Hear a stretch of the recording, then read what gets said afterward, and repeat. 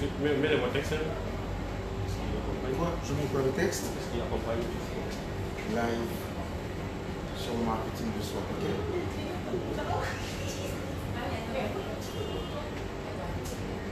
Ok.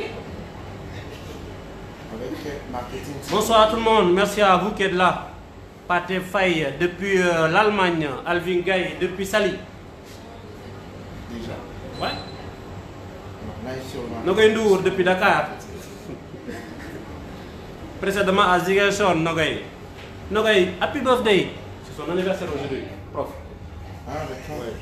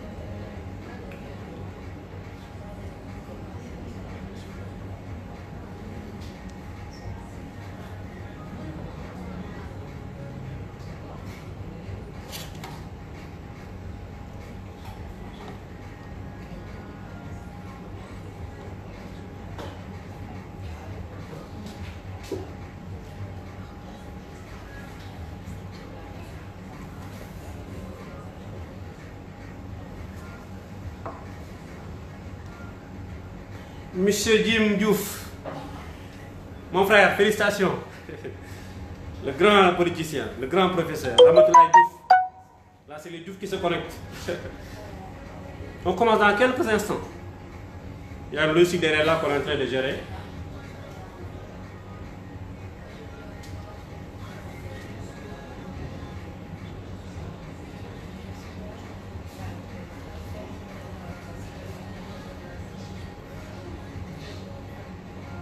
Merci à vous tous. Quelques réglages et puis on démarre.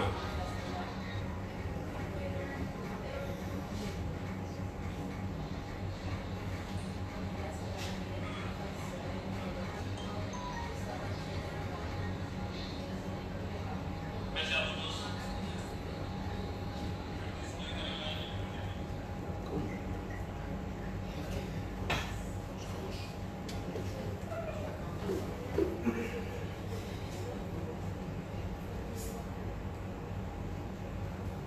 Un café, please. Café.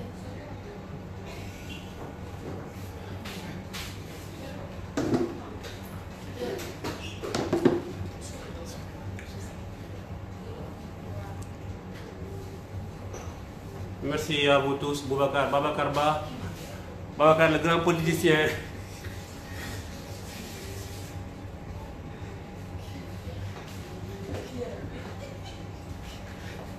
Anita Gaye, merci Anita, merci d'être avec nous. Ce soir, je reçois M. Chanel Kassa.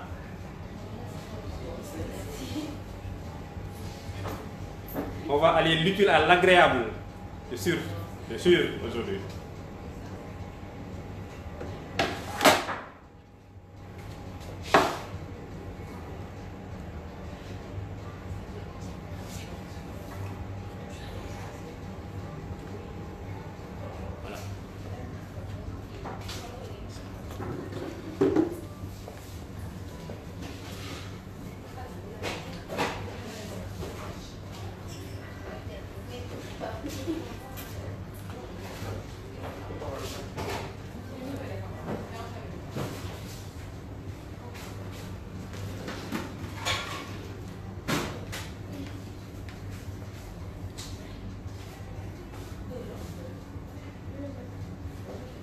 Bonsoir tout le monde.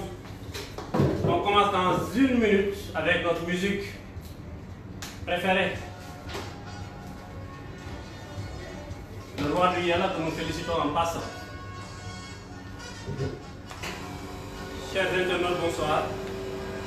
Je rappelle qu'aujourd'hui je vais recevoir mon ami, mon frère, le coach, mon coach, Chanel Kassa et nous allons parler de marketing de soi. À tout à l'heure, le temps de préparer du café pour mon invité.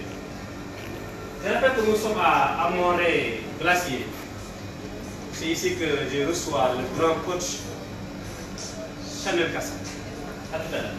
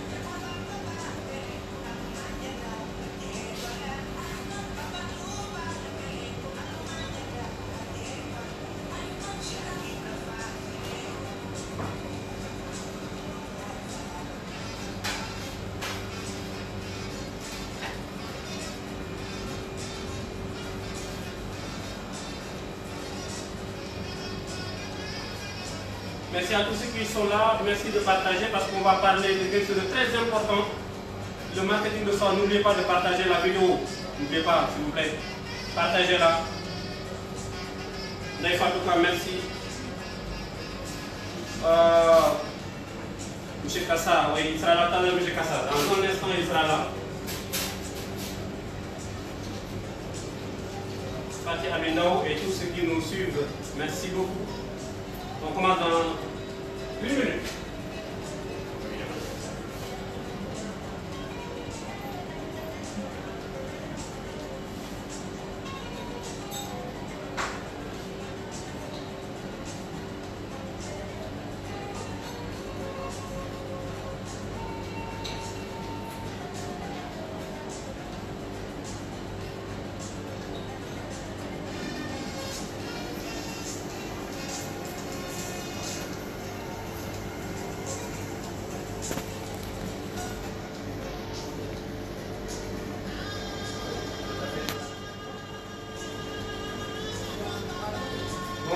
Bonsoir tout le monde. Je rappelle que vous êtes en direct sur Marketing TV Monde et aujourd'hui nous allons parler de marketing de soi. Qu'est-ce que le marketing? C'est une définition, c'est une discipline qu'on a eu à définir à une reprise dans nos différents lives avec M. Taïbou Diatta, avec mon ami Simon, avec ma soeur Saragan. Certains vont se poser la question, pourquoi on parle de marketing de soi? On a l'habitude de voir du marketing, de parler de marketing de produits, de marketing de biens, de services, de marketing d'idées. Mais vous savez, un produit, ce n'est pas seulement des biens et des services. Une personnalité peut être un produit. C'est la raison pour laquelle aujourd'hui j'ai invité mon ami le coach Chanel Kassa et nous allons parler ce soir de marketing de soi. Si vous voulez dire personnel marketing, marketing de l'individu, marketing de la personne en tant que marque. Je me rappelle de Ségolène Royal qui disait Ségolène, la femme marque ou Ségolène, la marque femme. Monsieur Kassa, bienvenue à Amoré Glacier. Merci. Merci beaucoup, je sais que vous voulez prendre quelque chose avant qu'on démarre? Un café. Un café? Un café pour monsieur Kassa. Merci.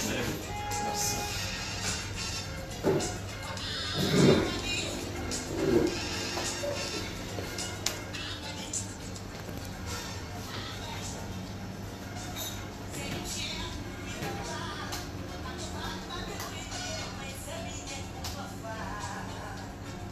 Merci à vous tous. Aujourd'hui, je reçois M. Kassa Chanel, comme Coco Chanel, pour ceux qui n'ont jamais entendu ce nom.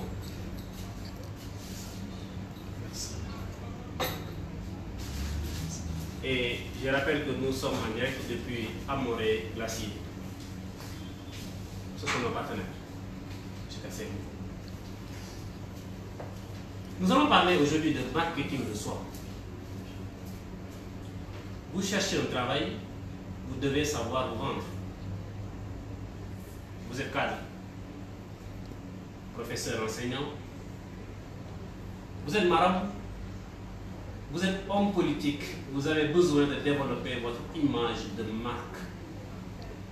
Les termes que nous allons utiliser ce soir sont les mêmes que les vendeurs de beignets, de jus et de lait utilisent. On va parler de concurrence, n'est-ce pas? Bien entendu.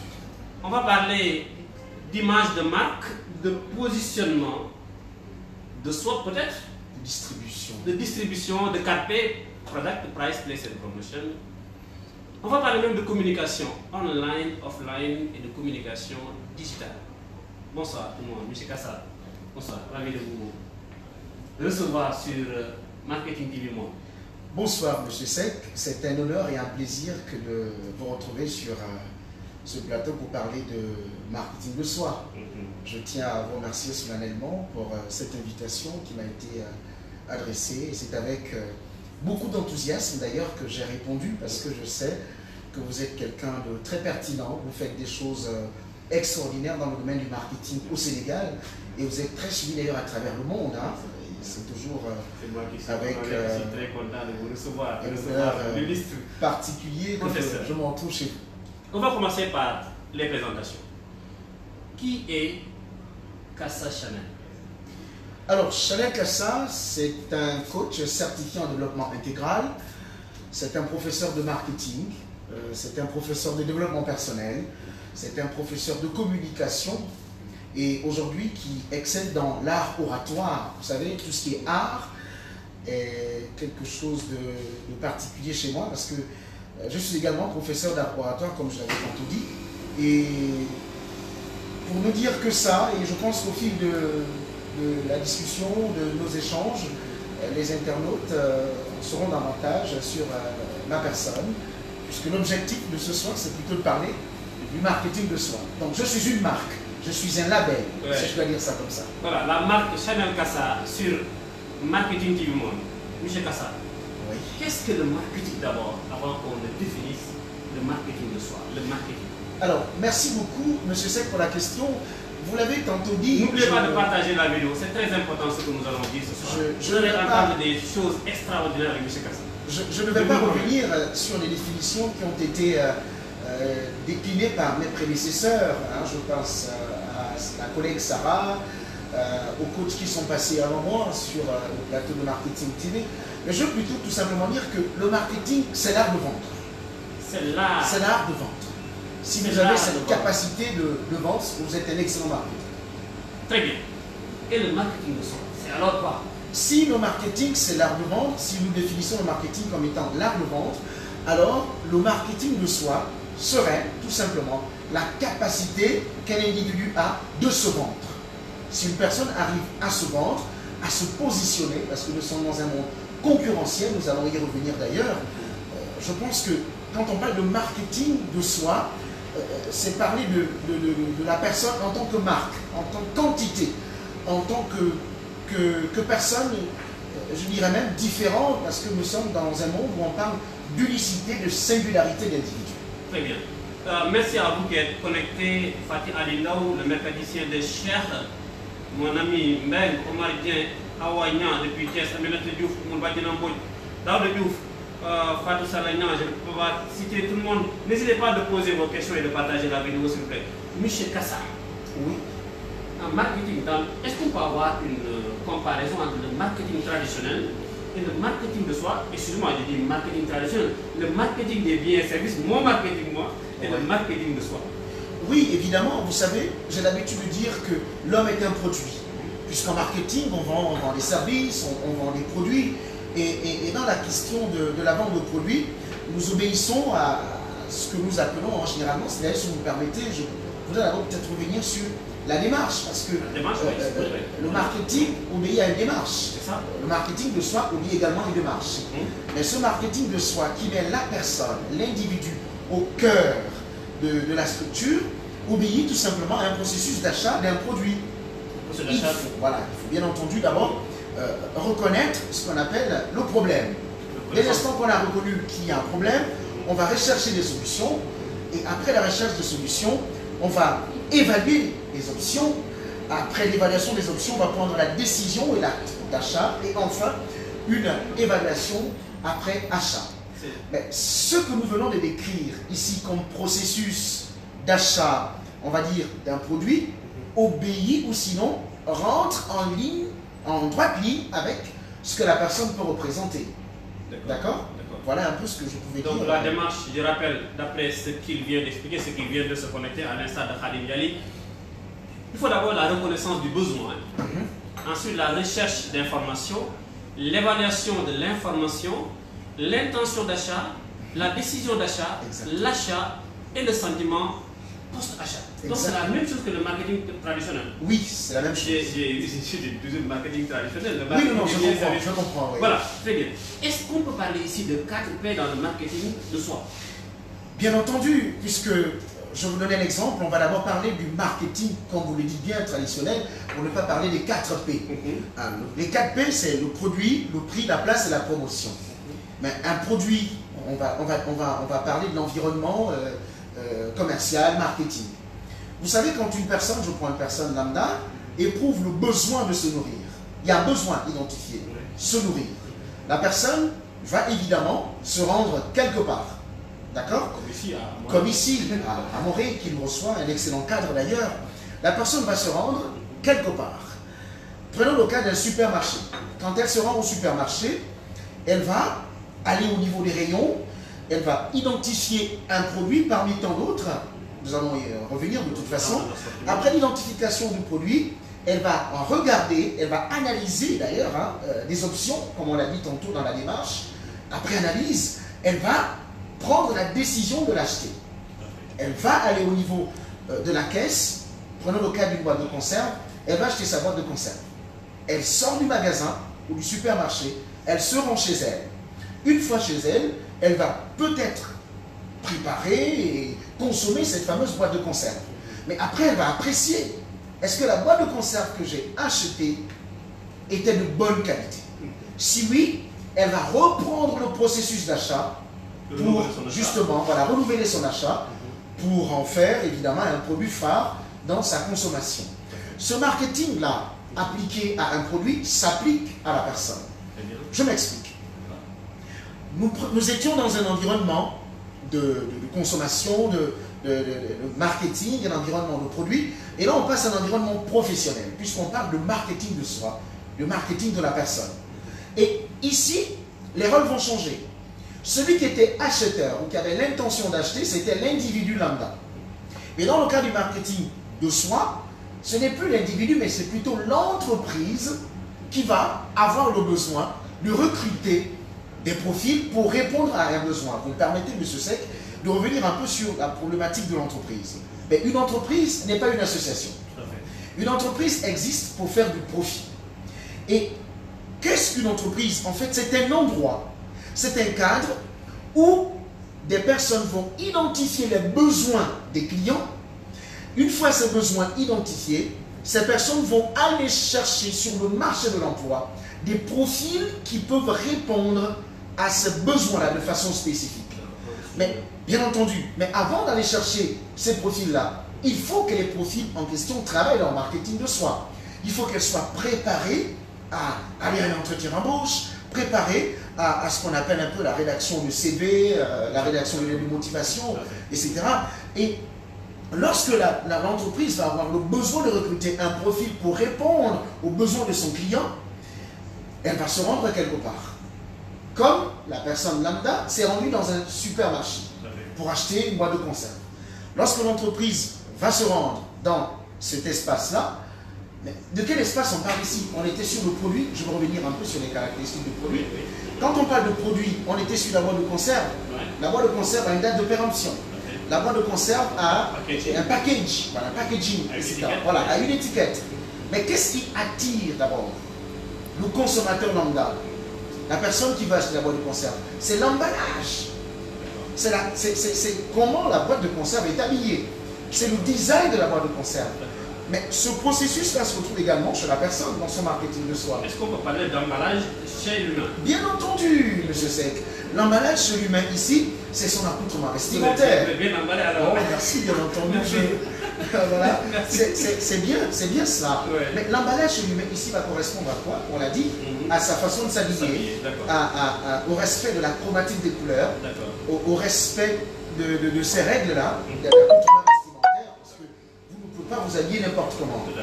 Il faut respecter une certaine façon de vous habiller. D'ailleurs, je vais donner ici et maintenant deux manières de choisir ces vêtements. Nous avons ce qu'on appelle le camailleux, c'est le fait de choisir des vêtements qui sont en termes de couleur proches, voilà, les uns des autres, d'accord, en parlant de vêtements, c'est-à-dire une couleur bleu ciel avec du bleu foncé, par exemple. Et les femmes généralement parlent elles sont habillées de manière assortie. Alors, et on peut également choisir le contraste, une autre manière de s'habiller, porter à partir du cercle chromatique des couleurs qui sont opposées les unes aux autres.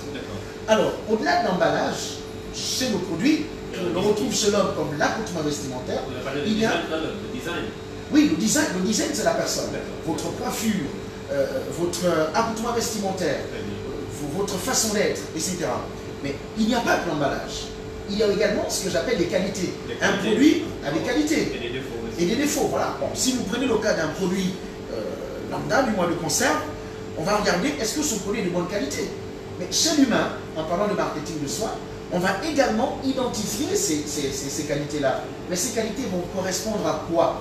Elles vont tout simplement correspondre ici aux qualités de la personne. Nous avons des qualités intrinsèques et des qualités que nous développons. Nous avons des compétences également. Ces compétences vont constituer ce que nous appelons les qualités de la personne. Et nous avons encore là deux types de compétences. Des compétences techniques que tout le monde peut avoir et des compétences relationnelles qui nous manquent cruellement dans la recherche d'emploi.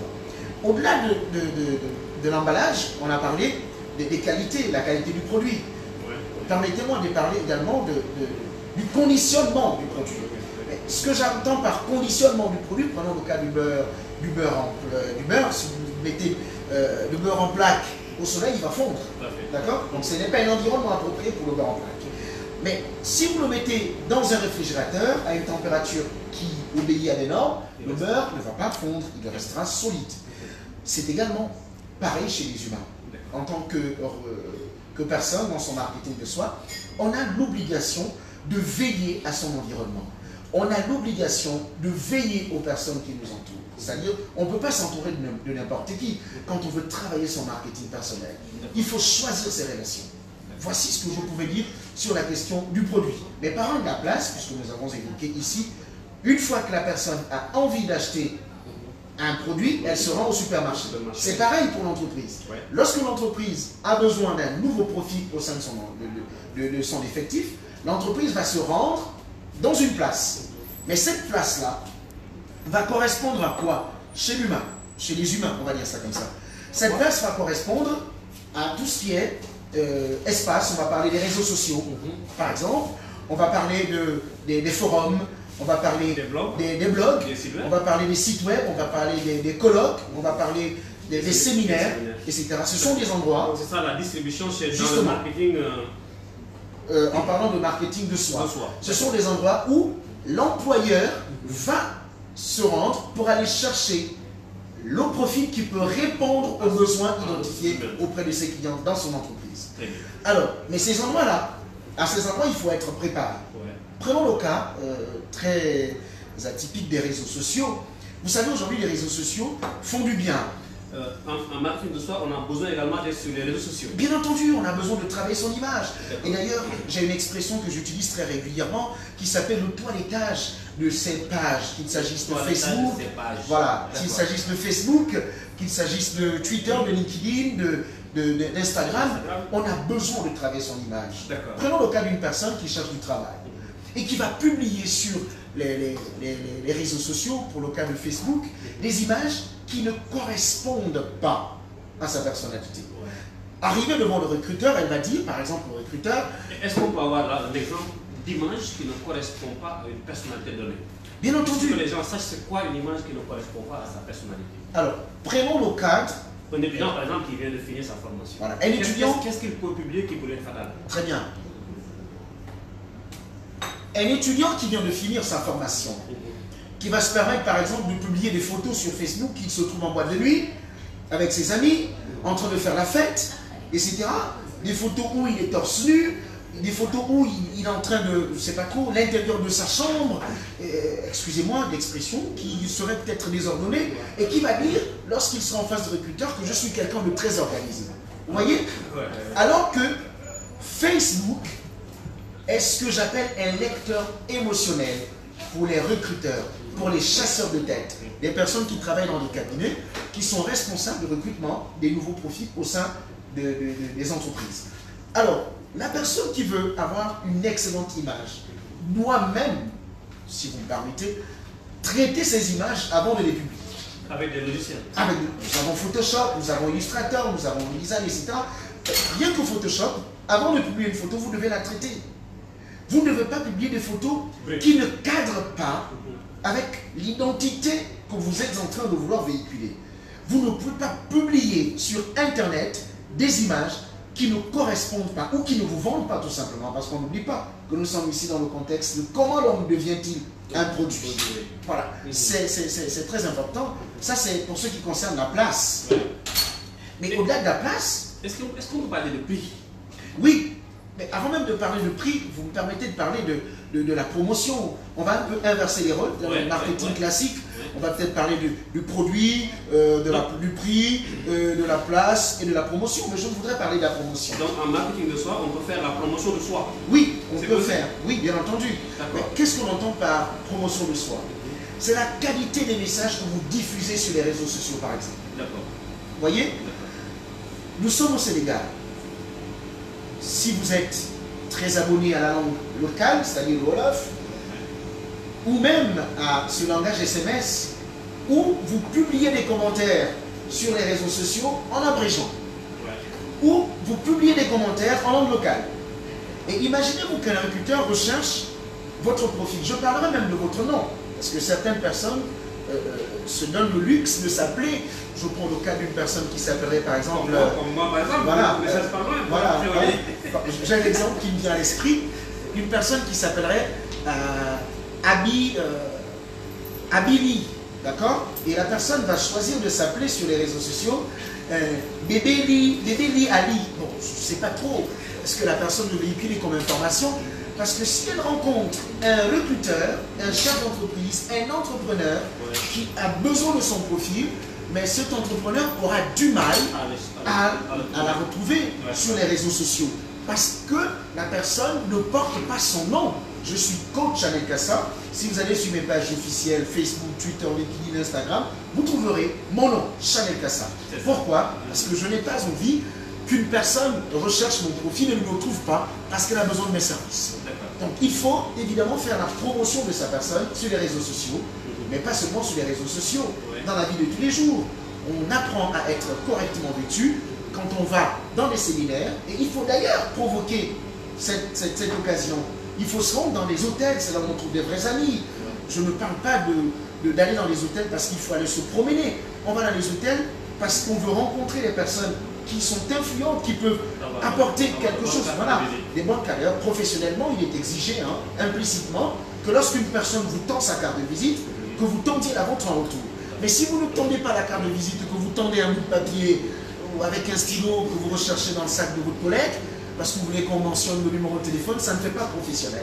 C'est pourquoi je demande souvent aux étudiants et même aux professionnels que j'ai l'occasion d'encadrer de toujours disposer d'une carte de visite, c'est très important. Lorsque vous allez rencontrer quelqu'un pour votre propre marketing. Voilà un peu. Ça, c'était ce qui concernait de la promotion. De la promotion. Est-ce qu'on parlait de prix maintenant? Oui, oui. Après la promotion, donc, vous diffusez des informations qui sont claires. Je demande souvent aux gens d'écrire en toutes lettres. Parce qu'on tue la langue française, que j'aime bien d'ailleurs, quand on écrit avec des abréviations. Alors, au-delà de la promotion de soi, il faut parler du prix. Mais le prix va correspondre à quoi? Rendez-vous compte, dans le marketing classique, la tasse, justement... Le café à combien chez vous? Le café à 1000 francs, ça c'est le prix du café. Le prix du café est à 1000 francs, d'accord? Le café est à 1000 francs. Mais pourquoi le café coûte 1000 francs? Si vous allez dans une autre boutique, dans un autre espace commercial, on pourra vous dire que le café coûte 100 francs. Le café Touba. Le café Touba, par exemple. Mais le cadre vend. Ouais. D'accord? Le cadre vend. Au-delà du cadre, il y a ce que j'appelle la qualité du produit. D'accord. Ce café coûte 1000 francs, Parce qu'il est de qualité. Vous comprenez? La personne également qui doit se fixer un prix, on ne se fixe pas un prix pour se fixer un prix. On se fixe un prix en fonction de ses capacités. Je veux parler ici de ses compétences. J'ai l'habitude de dire aux gens, mon très cher ami Laïbamba Seck, aux étudiants, la plupart du temps, finissant, je leur dis souvent, si vous recherchez du travail, si vous êtes bon, vous risquez de faire carrière dans la recherche d'emploi. Si vous êtes bon. Si vous êtes bon. Et si vous êtes mauvais? Si vous êtes mauvais, ben, écoutez, vous passez toute votre vie à chercher du travail. À défaut d'en créer vous-même, voilà. D'accord. Si vous êtes excellent, parce que cette année 2019, je suis résolument engagé dans ce que j'appelle l'excellence en toute chose. Si vous êtes excellent, c'est le travail qui va vous chercher. Ouais. Votre téléphone va sonner, on va vous appeler parce qu'on va vous offrir des marchés. Mais si vous êtes bon, combien de licences des étudiants finissants, combien de masters, combien de personnes sont à la recherche d'emploi, viennent devant un recruteur et disent « je recherche du travail parce que je suis bon, ou bien je pense que je suis la personne attitrée ou appropriée pour le poste ». Mais qui malheureusement n'arrivent pas à faire leur preuve. C'est parce qu'elles ne veulent pas sortir du rang. J'ai l'habitude de dire qu'il n'existe pas de leadership sans handicap au préalable. Il faut accepter de se dépasser. Il faut accepter d'être différent des autres parce que d'ailleurs nous sommes différents les uns des autres. J'aime mon frère et ami Laïbamba Seck tel qu'il est. Je n'ai pas besoin de ressembler à Laïbamba Seck. Je suis Chanel Kassa, j'ai des qualités, j'ai des défauts, mais je ne m'attarde pas sur mes défauts. Je travaille mes qualités afin d'être excellent dans mon domaine de compétences. Voilà ce que je voulais dire par rapport au prix. Et on ne fixe pas un prix pour fixer. Si vous allez à Sandaga, je dirais même à Castor, vous prenez un yaboy, vous dites que le yaboy coûte, c'est un poisson, hein, chers internautes, c'est un magnifique poisson que l'on retrouve dans le tchè. La sardinelle, oui. Voilà, on retrouve dans le tchè Moudjenbouer et tout ça. Ouais. Si vous dites par exemple que le yaboy coûte 2500, mais la personne qui va acheter votre yaboy vous dira non, c'est pas possible. Le yaboy coûte 100 francs ou 200 ou 500. À Castor. Un exemple, voilà. Un exemple, oui. Voilà. Mais la qualité le prix est fixé en fonction de vos aptitudes, en fonction de vos compétences, en fonction de ce que vous êtes capable de produire. Et vous me permettez de faire la différence déjà entre la connaissance et la compétence, parce que la connaissance, c'est un savoir. Et la on y reviendra d'ailleurs lorsque je parlerai du plan de recherche d'emploi. La compétence, par contre, c'est votre capacité à résoudre un problème. Il y a notre collègue Cheikh Moubarak qui est connecté, qui a dit Cheikh. Oui. Cheikh, on va vous recevoir peut-être sur ce plateau dans quelques jours parce que vous étiez pris par la politique. De même que Mohamedou Lamine Barlo, mon ami, mon frère, lui aussi il a besoin de cette vidéo, de cette émission. Si Amadou Bamba Maké depuis Thiès, Khadi Baros, Khadim Diop depuis Mou, Fallou Digal, Salif Soumana, Arona, Aliou Dien, Oumar Diouf, Saliou Ndao, Paté, Nassirou, tout le monde est là, monsieur Kassa. Merci. Le prix. Est-ce que moi, en tant que produit, je peux dire je coûte tant? Alors, j'entends pas coûter tant, demander un salaire de. Oui, évidemment, parce que dans le processus d'achat d'un produit marketing classique, évidemment, c'est le vendeur qui fixe son prix. Ouais. Mais vous, vous êtes le produit cette fois. Ouais, je suis produit. Lorsque vous allez en entreprise, en entretien, dites au recruteur que vous coûtez tant. Mais sur la base de quoi? Je veux un salaire de. Vous voulez un salaire de. Ouais. Et d'ailleurs, la question de combien voulez-vous que l'on vous paye, que l'on rencontre en entretien d'embauche, à cette question, les gens répondent de but en blanc, je veux 200 000. Et 200 000 sur la base de quoi? 200 000, c'est sur la base, du poste et ses exigences. C'est sur la base de comment je vais l'appeler? Ouais. Je disais, c'est sur la base du poste et de ses exigences, c'est sur la base des contraintes, c'est sur la base, vous devez faire une étude avant même de dire que je veux tant. Et le salaire ne se discute pas en brut. Je dirais, j'ai besoin par exemple de 200 000 francs CFA net d'impôts. Mais il faut regarder quelles sont les missions rattachées au poste, quelles sont les exigences du poste. Est-ce que ce poste demande une mobilité croissante, régulière, etc. avant de parler de prix. Mais dire à un recruteur que je coûte tant serait prétentieux dans la mesure où il va falloir que vous fassiez d'abord ce que j'appelle les bilans de compétences pour vous évaluer, pour regarder si vous pouvez coûter ça exactement. Oui. Parce que vous pouvez vous surévaluer alors que vous n'avez pas les aptitudes, les capacités techniques et même relationnelles pour répondre à un tel besoin. Ouais. D'accord. Nabil Moussa, Mamadou Pouy, j'ai deux questions pour vous, M. Kassa, deux questions venant des internautes. La première question vient de Momodou Fall de ISM Kala. Il demande comment faire pour donner une bonne impression lorsqu'on va être recruté. C'est ça? Alors, comment donner une bonne impression lorsqu'on veut être recruté? Merci, M. Fall. Donc, Pour pourquoi donner une on bonne appelle impression lorsqu'on va être recruté, il faut d'abord respecter le processus de recrutement. Qu'est-ce que j'entends par justement, le processus de recrutement, vous savez, on ne peut pas parler de marketing de soi et ne pas parler de recherche d'emploi. Parce qu'on applique les règles du marketing classique sur sa personne parce qu'on veut être positionné quelque part. Pour revenir à la bonne impression que nous pouvons faire lorsqu'on veut être recruté, il faut d'abord partir d'un principe. Je ne peux pas m'engager, sauf si, parce que nous avons les techniques de recherche d'emploi, nous avons ce qu'on appelle la candidature spontanée, nous avons la réponse à un appel, je ne sais pas trop, la candidature lancée dans un journal par exemple, et la recommandation. Dans tous les cas, pour faire une bonne impression lorsque vous allez en entretien d'embauche, il faut déjà connaître le poste pour lequel vous êtes invité à passer l'entretien. Connaître le poste veut tout simplement dire faire de la recherche sur le poste en question, comprendre quelles sont les exigences du poste, qu'est-ce que l'on attend de moi en tant que profil. Et pour faire une bonne impression, il faut bien vous habiller. C'est très important. L'habillement. Voilà. Sur l'habillement. Voilà. Sur l'habillement. Comment s'habiller? De manière classique, je conseille souvent aux gens de choisir les couleurs très simples. Vous savez, il n'existe que 3 couleurs. Le bleu, le jaune et le rouge. Et c'est à partir de ces 3 couleurs qu'on obtient toutes les autres couleurs. Alors, si vous voulez avoir les couleurs qui passent avec toutes les autres couleurs, portez du gris, du noir et du blanc. Exemple, voilà. Vous portez une chaussure noire, une chaussette noire. Je précise que la chaussette a pour fonction le prolongement du pantalon de la chaussure. Évitez les chaussettes avec des gros motifs, du genre Mickey, du genre des dessins de Picsou, des choses comme ça. Portez, parce que si vous portez une chaussette blanche avec une chaussure noire, un pantalon noir, le blanc attire le regard. En attirant le regard, on va regarder vos pieds avant de regarder le visage. Alors, vous portez un pantalon noir, une chemise blanche, avec une veste grise, une cravate ou un papillon noir, mais vous êtes élégamment vêtu. Je ne pense pas qu'on vous dira, mais pourquoi vous êtes habillé comme ça? Vous comprenez un peu? Et ça, c'est ce qui concerne l'habillement. Donc, conseil aux filles, avant de passer, vous avez parlé des garçons? Oui, mais les filles ne sont pas exclues, elles ne sont pas exclues, je veux dire.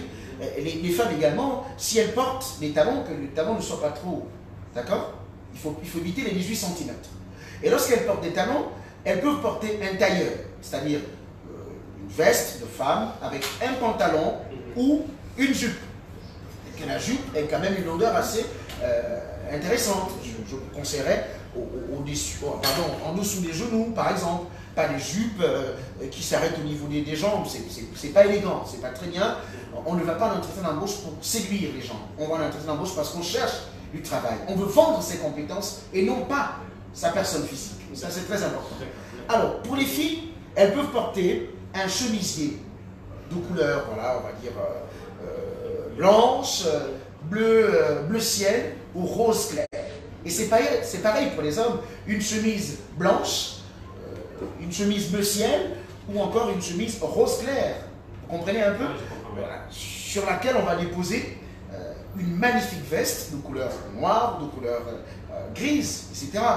Mais c'est pareil. Soit elle peut porter une robe droite avec un Spencer. Les Spencer chez les femmes, ce sont des petites vestes voilà, qu'elles portent juste au-dessus de leurs vêtements. Voilà un peu ce que je pouvais dire par rapport à l'habillement. Est-ce qu'on peut avoir quelques conseils pour ceux qui nous suivent? Oui, pour ceux qui nous suivent, quelques conseils. Je voudrais d'abord recommander un outil très important dans la recherche d'emploi et même dans le marketing de soi, c'est le plan marketing de recherche d'emploi. Le plan marketing de recherche d'emploi. Exactement. Mais qu'est-ce que c'est ce fameux plan marketing de recherche d'emploi? C'est un tableau avec 3 grandes parties. Lesquelles? D'abord, son projet personnel. Qu'est-ce que j'entends par projet personnel? C'est essentiellement vos savoirs.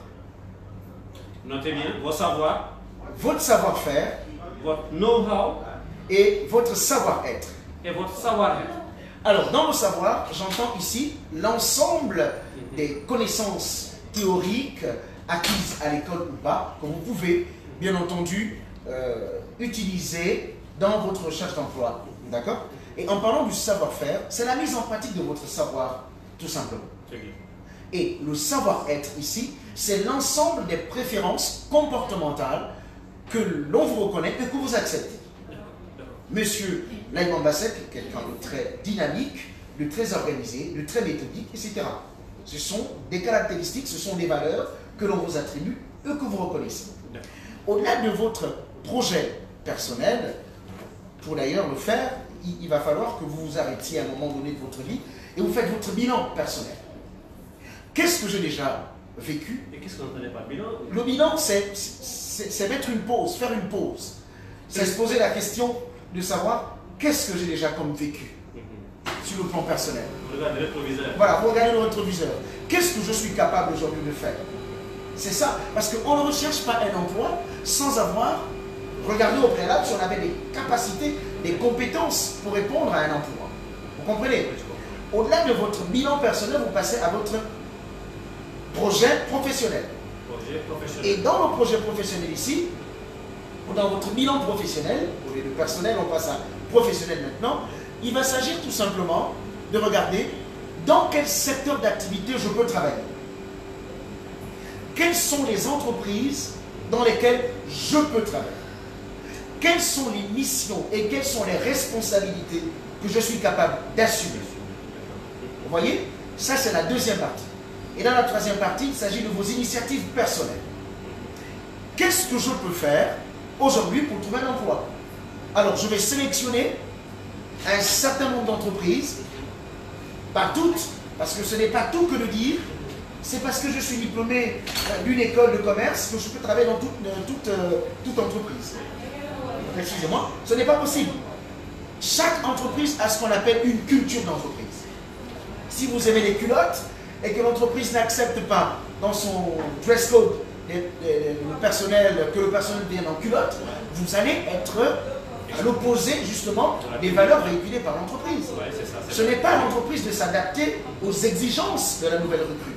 C'est plutôt à la personne qui est recrutée ou qui cherche du travail de s'adapter aux réalités de l'entreprise. Vous comprenez? Alors, dans les initiatives personnelles, on va sélectionner les entreprises dans lesquelles on peut postuler. Ensuite, regarder quelles sont les dispositions en termes de capacité que l'on peut avoir. Mais ce n'est pas tout. Il faut faire le suivi de sa recherche d'emploi. Alors, c'est un outil très intéressant que je recommande à tous ceux qui nous suivent dans leur recherche d'emploi. C'est très important. On va prendre une courte pause de quelques secondes. Je vous en prie. Pour introduire le gérant, le propriétaire, le manager de cette boîte. Monsieur Diagne. Oui, bonjour. Bonjour, Monsieur Diagne. Bonjour, monsieur Diagne. Comment allez-vous? Ça va très bien, merci. Monsieur Kassa. Monsieur Kassa. Vous allez bien? Oui, ça va très bien, merci. Je rappelle que nous sommes à Amoré Glacier et merci à M. Diagne, manager de Amoré Glacier, de nous avoir reçus. On va lui accorder quelques minutes pour parler de sa boîte, M. Kassa. Évidemment, avec plaisir. Je vous laisse nous autres lui poser des questions sur sa boîte. Alors, monsieur, rappelez-moi, je vous en prie. Monsieur Diagne. Monsieur Diagne, puisqu'il m'a été demandé de vous poser quelques questions, je voudrais déjà savoir qu'est-ce qui vous a motivé à mettre en place une telle organisation? Bon, le but, c'est de travailler avec vous que je vivais à l'étranger. Vous que je vivais à l'étranger depuis des années. Je me suis dit pourquoi pas installer quelque chose sur cette terre. Voilà. On a vu que les glaces sont des choses que ici au Sénégal, on ne peut pas. Et les gens ne le savent pas parce que souvent ils utilisent des glaces qui ne sont pas actuellement. On utilise toujours les glaces industrielles. On est venu ici pour faire voir, pour faire savoir les gens la différence qui existe entre les glaces artisanale et glace industrielle. Si les gens commencent à savoir la différence, et ils savent ce qui veut dire la qualité. Les gens disent qu'ils ne vous entendent pas bien, monsieur. Alors, il demande à ce que vous augmentiez un peu le volume de votre voix. Donc voilà, c'est pour ça qu'on a insisté sur la qualité pour les Sénégalais. Parce que c'est bien que ce sont des produits de qualité. On essaie d'harmoniser avec des produits made in Italy. Parce que si on parle de la glace, ce sont les Italiens qui sont les meilleurs. Est-ce qu'on peut faire face à la caméra, monsieur? Donc, vu que j'étais là-bas depuis des années, j'ai essayé d'apprendre ce métier-là. Et pour venir ici dans mon pays, pour créer des emplois. Parce qu'on sait bien que au Sénégal, c'est nous tous qui doivent participer pour le développement du secteur. Et quelles sont vos ambitions d'ici à 5 ans? Bon, d'ici à 5 ans, c'est faire beaucoup de franchises au niveau des glaciers. Travailler avec partout au Sénégal si c'est possible. On ne va pas arriver dans les régions. Parce qu'au début, on a dit on débute ici à Dakar. Après, on veut élargir nos produits au niveau national. Et en plus, on a des pots. J'ai pas eu l'occasion de ramener confectionner. On est ici au Sénégal, personnalisé sur notre marque. On essaye de le distribuer dans les grands sites. Au niveau des restaurants, au niveau des supermarchés, au niveau des stations d'essence, tout ça.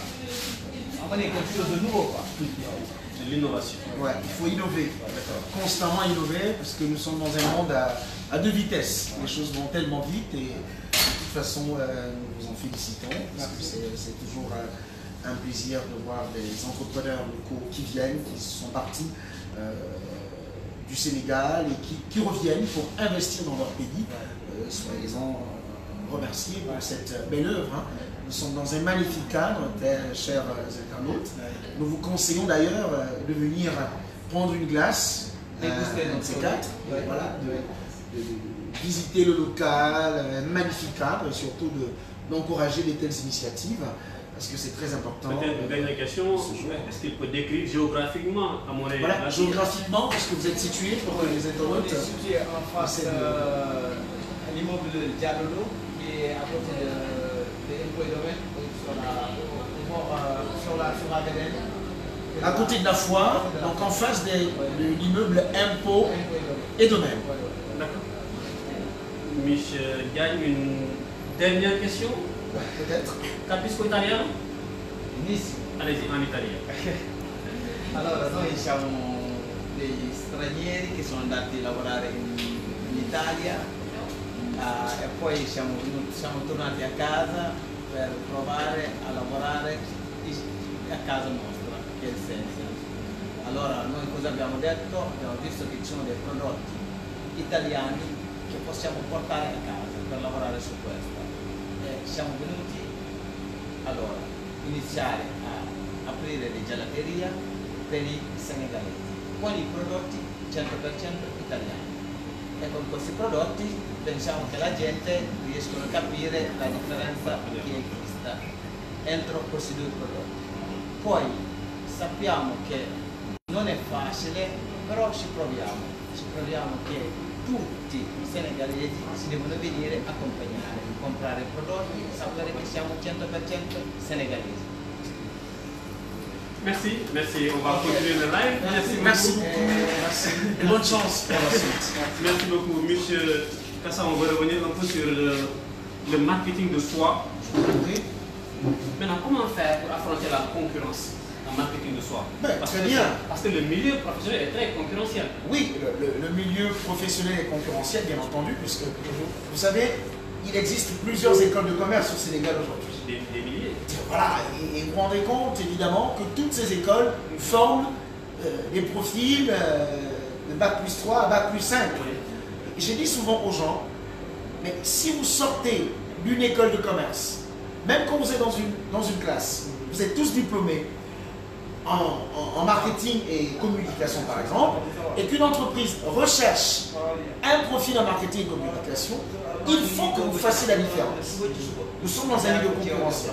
Mais votre différence va se jouer sur ce que l'on appelle votre valeur ajoutée. Il faut de la valeur ajoutée. Il faut que vous soyez différent. Et je conseille aux gens d'éviter d'être monocompétents. C'est-à-dire, je sais faire que ça. Je ne sais rien faire d'autre. Si ce n'est vendre, ben, il faut évidemment être quelqu'un de très outillé, avoir d'autres domaines de compétences pour faire la différence. Les entreprises aujourd'hui préfèrent engager... Et comment faire pour avoir d'autres domaines de compétences? Par la formation? Mais par la formation, par des séminaires. Vous savez, si souvent les gens, quand vous lancez un appel à un séminaire de formation, ils vous disent qu'ils n'ont pas d'argent. Et ce sont les mêmes personnes qui disent ne pas avoir d'argent, qui veulent travailler. Mais vous ne pouvez pas travailler à défaut. Vous savez, tout le monde veut être bureaucrate, ce qui n'est pas possible. Vous ne pouvez pas, j'ai l'habitude de dire aux gens, la vendeuse de cacahuètes a plus d'argent que le bureaucrate. Parce que le bureaucrate d'ailleurs a un salaire. Pour parler des employés, quand vous êtes salarié quelque part, vous avez un salaire qui vous est fixé. Mais quand vous êtes entrepreneur, quand vous êtes homme d'affaires, vous n'avez pas de salaire fixé par une quelconque personne. Vous pouvez par contre vous fixer un salaire pour ne pas faire du n'importe quoi avec l'argent de votre structure. Vous comprenez? Mais vous vivez cette indépendance financière.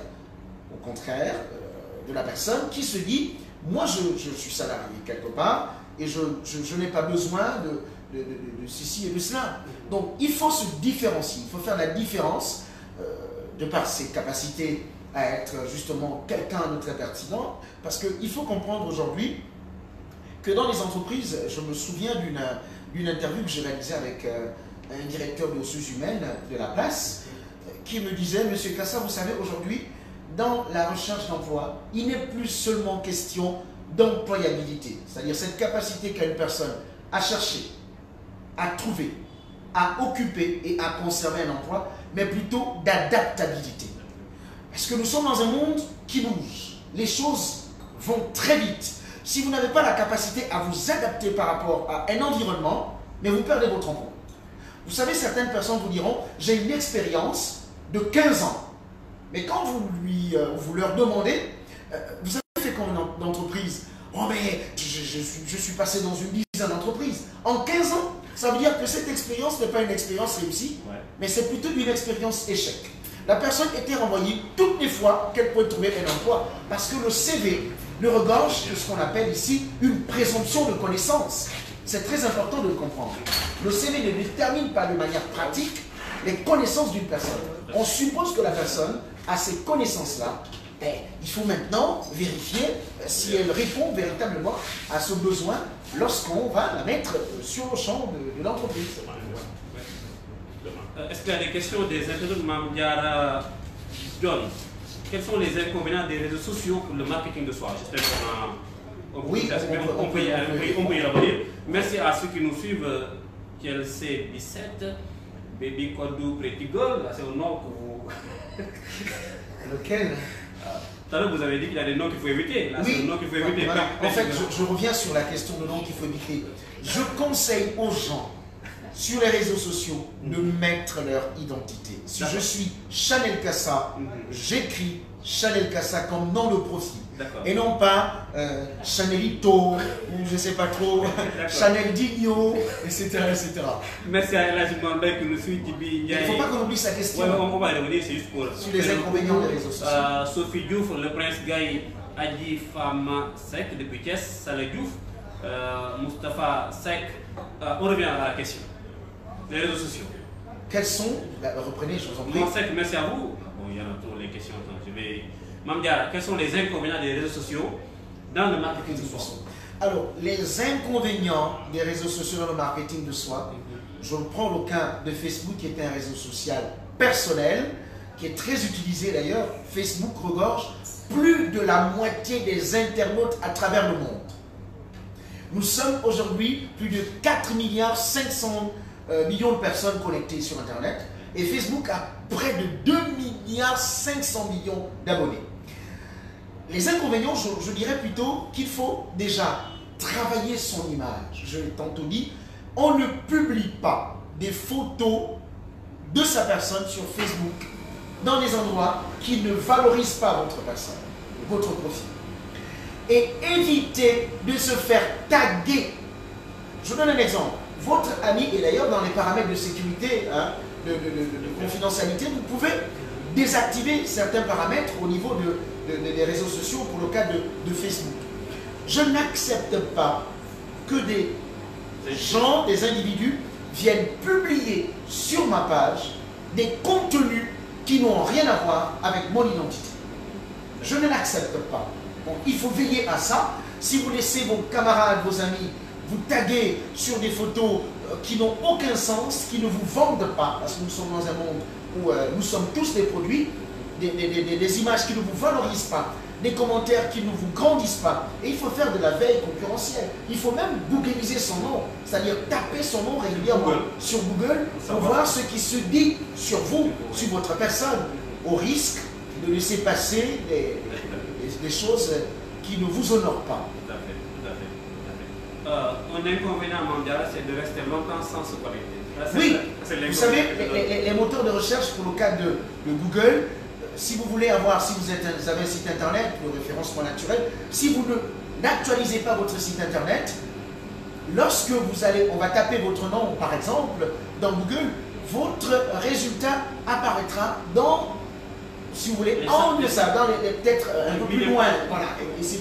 Mais si vous actualisez le contenu régulièrement, essayez, faites l'expérience pendant que nous sommes en train de faire cette émission, tapez, entrez une information dans votre Facebook, allez immédiatement dans Google, tapez votre nom, vous verrez que cette information apparaît dans justement les premières positions au niveau du moteur de recherche. Parlant de première position, comment faire pour développer sa notoriété online? Alors, on parle de online. La notoriété, déjà, il faut publier des contenus. Si vous ne publiez pas régulièrement des contenus, vous n'existez pas. Parce que les gens ont besoin de savoir ce que vous faites au quotidien. Vous savez, je suis coach et je m'assure que, tant que je peux, hein, tant que la santé m'est accordée par Dieu, de partager des contenus qui permettent aux gens comment je vais dire ça, de se souvenir de ce qu'ils doivent faire pour développer leur personnalité, etc. Mais je ne le fais pas parce que je veux montrer que je suis présent sur les réseaux sociaux, mais je le fais parce que je veux qu'ils se souviennent de coach Chanel Kassam. Je veux qu'ils sentent que, voilà, s'ils ont un besoin, d'ailleurs plusieurs internautes me disent, mais merci coach, qu'il s'agisse de WhatsApp, d'Instagram, etc. Merci pour vos publications, parce qu'elles nous aident. Donc, je le fais parce que je veux aider les gens à développer une image de marque. Je veux aider les gens à avoir davantage confiance en eux, tout simplement. Merci Dambaba, merci à Khadi Falsam Birama depuis Thiès, merci Kylian Gaye depuis Tivaouane. Cheikh, merci beaucoup, Cheikh. Lui, vraiment, c'est un ami, il est à Tivaouane, il travaille et les vendredis, il va faire son cadre du mois. Dans mon bar, Monsieur Kassam. Oui. Est-ce qu'il y a des limites du marketing de soi? Le fait de vouloir toujours être sur les réseaux sociaux, être toujours visible. Est-ce que trop de communication n'a pas d'inconvénients? Est-ce que trop de communication n'a pas d'inconvénients? Vous savez, si vous allez dans nos villages, vous demandez à nos grands-mères, est-ce qu'elles connaissent la boisson Coca-Cola? Elles vous diront certainement oui. Oui. Parce que Coca-Cola communique régulièrement sur son produit. On est d'accord? Un jour, par pudeur, quelqu'un va me dire, mais je ne souhaite pas être trop présent. Vous savez, si vous n'êtes pas présent sur les réseaux sociaux, vous n'existez pas. Excusez-moi, je parle de cadre professionnel. Et si vous êtes présent, mais tant mieux, parce qu'on va vous identifier, on va vous connaître. Déjà, même dans le marketing de soi, il existe 3 étapes fondamentales. Il faut d'abord vous connaître, ensuite vous faire connaître, et enfin vous faire reconnaître. C'est seulement en suivant ces 3 étapes-là qu'on dira, oui, M. Raymond Basset, c'est un professeur de marketing, un homme très engagé, un entrepreneur qui fait de grandes choses, qui a une chaîne de télé numérique qui s'appelle Marketing TV Monde, où il reçoit des personnalités, des professeurs, des cadres, des enseignants qui partagent leur savoir avec le monde entier. Vous comprenez? Donc, être présent ou trop présent sur les réseaux sociaux, ça peut être un problème pour certains, mais En ce qui me concerne, je ne pense pas. Parce que plus on vous connaît, mieux c'est pour vous. Parce que vous devenez voilà, une icône, une personne qui peut être consultée régulièrement. Et d'ailleurs, à ce sujet, j'ai récemment écrit une citation qui disait, vous savez, si vous ne vous démarquez pas, on ne peut pas vous remarquer. Tout à fait. Parce que le leadership est également une question de différence. Il faut accepter d'être différent. Si vous ne sortez pas du lot, si vous ne sortez pas de la masse, on ne peut pas vous remarquer. Je pense à Steve Jobs. Bien entendu. Think different. Évidemment. Voilà, il faut Steve penser, Jobs a une histoire fabuleuse. D'ailleurs, c'est quelqu'un qui, avant même sa naissance, était déjà destiné à l'adoption. Ouais. Vous comprenez un peu? Alors que certains d'entre nous ont un père, une mère, etc. Et on se plaint de ne pas être aimé. Voilà, c'est juste pour une parenthèse. Et la communication, le verbal, est-ce que c'est important dans le marketing de soi? Oui, le verbal, vous savez, je suis professeur d'art oratoire, j'officie à l'école africaine d'art oratoire, qui est une prestigieuse école où nous formons des hauts cadres. À l'heure où je vous parle, nous sommes à plus de 600 cadres, hauts cadres, qu'il s'agisse des cadres sénégalais ou des cadres africains, des personnes qui viennent de partout pour apprendre à parler en public. Alors, la communication est fondamentale dans le marketing de soi. D'ailleurs, qu'une personne, au-delà de ses capacités physiques, morales, intellectuelles, au-delà de ses connaissances théoriques et pratiques, qui ne sait pas parler, n'existe pas. Si la parole gouverne le monde. Si vous ne savez pas parler, vous n'existez pas. Vous n'existez pas. Si vous n'êtes pas sur les réseaux sociaux, vous n'existez pas. Vous comprenez? Parce que la parole gouverne le monde. D'accord. Et celui qui détient la parole détient le pouvoir. Vous comprenez? À l'école africaine d'art oratoire, par exemple, nous disons, prenez la parole au lieu de la perdre. Ouais. C'est très important de savoir parler. Je fais un constat. En Afrique de l'Ouest, par exemple, les gens ont du mal à s'exprimer. Pas tout le monde, hein, je dis bien.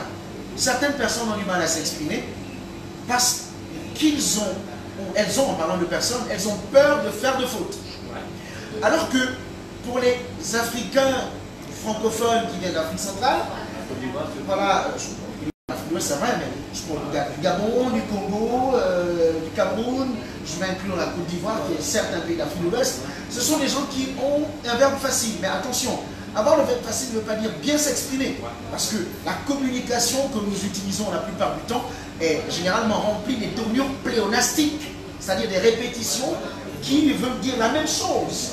Je vais donner ici un exemple, dire monter en haut, ce que nous connaissons tout le temps, s'il pleut dehors, il ne peut jamais pleuvoir dedans, monsieur Sec, vous comprenez? Voilà. Dans 2 heures de temps, nous allons clore la cérémonie, mais attention, il n'existe pas 2 heures de Tchéroudjen boire avec du soul. Quand c'est 2 heures, c'est déjà notre temps, vous comprenez? Dire par exemple un forum de discussion, mais dans le forum il y a déjà discussion. Un pléonasme qui a mis à ce jour, par exemple, au jour d'aujourd'hui, c'est au jour d'aujourd'hui qui est déjà pléonastique. Donc c'est comme si on était en train de dire, il y avait un double pléonasme, vous comprenez? Alors préférez à ce jour. Et bien parler est fondamental. Si vous ne savez pas parler, vous ne pouvez pas exister. Vous comprenez? Et ça s'apprend. C'est très important de le dire ici. Ça s'apprend. Je vous donne une seconde pour parler de votre école, monsieur Kassa. Merci beaucoup. Vous êtes sur votre télé, parlez, prenez le temps que vous voulez, faites de la communication. Merci beaucoup pour cette opportunité. Je suis à l'école africaine d'art oratoire, maître Chanel Kassa, spécialiste des questions liées aux techniques de présentation et d'improvisation. Cette école qui a été fondée par Dr Cheikh Omar Diallo le 3 juillet 2017 et qui a officiellement ouvert ses portes le 18 septembre avec la première promotion 2017. Aujourd'hui, nous sommes à la 26e promotion que nous préparons qui portera le nom d'un illustre maître de l'école en la personne de Djibril Fofana. J'ai eu l'honneur d'ailleurs de voir mon nom accompagner une promotion, c'était la 24e, la promotion Chanel Kassa. Si vous allez sur ma page ou mon compte Facebook ou ma page officielle, vous verrez des images de cette 24e promotion. La dernière promotion que nous avons achevée il n'y a pas longtemps, c'était la promotion Maître Roland Olivier Kédrébégou, qui est également le spécialiste des questions de leadership à l'école africaine d'art oratoire. Nous avons également eu la promotion Maître Meissambay, pardon, qui est une personne pétrie de talent, un monument de la voix, plus de 40 ans de planche. Et la promotion avant celle de Maître Meissambay, c'était la promotion Pape Faye, qui n'est plus à présenter au Sénégal, qui est un grand frère que je respecte beaucoup, qui est un modèle de voix, parce que c'est quelqu'un qui a une voix extraordinaire, d'ailleurs, qui a fait de sa voix un empire, et que je salue au passage. Maître Pape Faye, vous avez toutes mes salutations. Alors, l'école africaine d'art oratoire est située justement sur la VDN, à côté de l'hôtel VDN, à la City Business de Dakar. Et nous avons une capacité d'accueil de 2000 places. Et nous formons des hauts cadres, des ministres, des députés, des procureurs de la République, je précise, des banquiers, et même des professeurs, des administrateurs, des maires, je dirais des fonctionnaires internationaux qui viennent de tous les pays d'Afrique pour apprendre à parler en public. D'ailleurs, puisque vous me donnez cette occasion-là, je voudrais annoncer à partir du mois d'avril, nous ouvrons une nouvelle filière que nous appelons justement ici Open Class. C'est sur une journée, c'est des journées découvertes de prise de parole en public. Vous venez, vous participez pendant une journée, c'est autour de 4 heures de formation avec un cocktail, on partage sur la découverte de la prise de parole en public. Et par ailleurs, puisque vous me faites cet honneur-là, je voudrais également dire que je suis directeur d'un cabinet de prestation de services intellectuels qui s'appelle Astuce Réelle Image. Nous sommes situés sur les 2 voies de Sacré-Cœur, juste au niveau de l'immeuble Aïcha, et nous serions très heureux de vous accueillir, un de ces 4, pour des questions liées au coaching, pour des questions liées au développement professionnel, pour des questions liées à tout ce qui est confiance en soi, développement personnel. D'accord. Merci, chers internautes. Nous venons de boucler 1 heure de live. Merci à Charles Sissé. Merci à Michel et Madame Nia Izi, Léopold Nia, Gadzou Giro, Fab Nia, Carla Pintoco, depuis l'Espagne. Marie-Diane qui nous suit depuis Amoré Glacier, Adèle Latouf, merci d'être là. Merci à vous. On se donne rendez-vous le jeudi prochain pour un autre live. Avant de quitter, nous allons en live voir comment on prépare une glace à Amoré Glacier. Bon, vous allez nous préparer une glace en live, voilà. Voilà. Monsieur Kassa, vous prenez de la vanille? Bien entendu, j'en prendrai avec plaisir. Merci. J'espère qu'on pourra envoyer des e-glaces à ceux qui nous suivent. Évidemment, des e-glaces puisque nous sommes dans le digital. Ouais.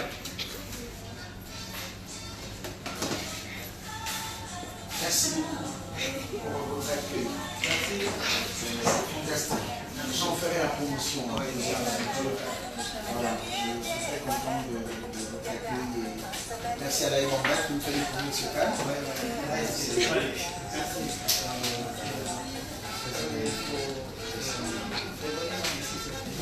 Je vous promets, quand je donne ma parole, je fais tout pour la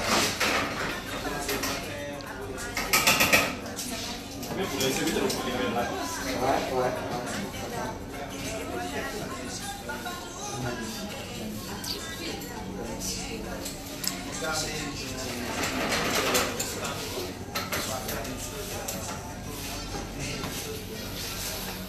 Il n'a pas voulu mélanger tout ce qui est shawarma. Non, ça c'est professionnel, moi j'aime bien. J'ai eu l'occasion de faire quelques photos là. Ah ouais, c'est très bien. Merci, beaucoup de courage.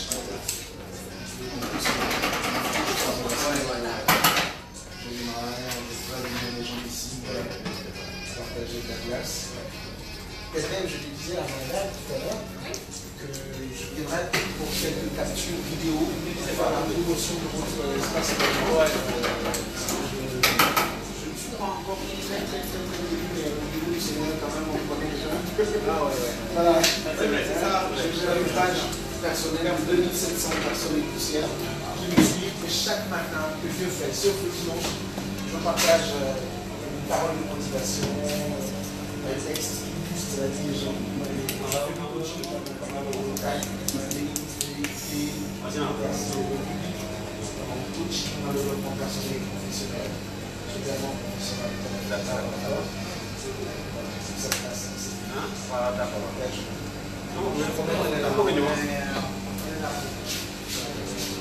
On est des jeunes, on pense que chacun de nous doit faire quelque chose pour se faire que soit ça va se faire, nous doit créer la pas les encouragements.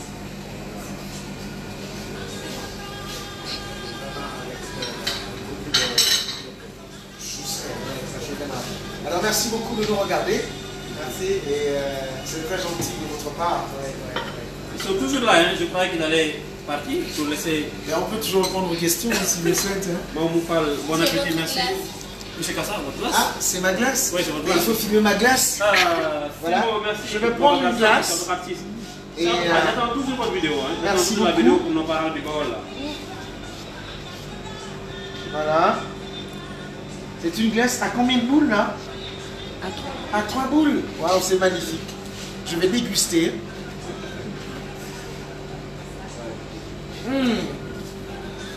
C'est bon? Ouais. Sentiment post-achat? Félicitations.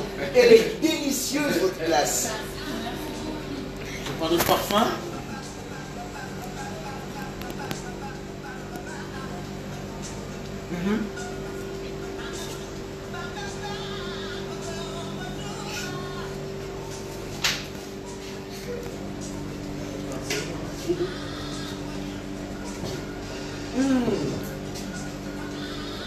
Merci à la caméra, merci beaucoup. C'est très bon. Bon, maintenant, je vais prendre ma glace. Attends. Sans doute.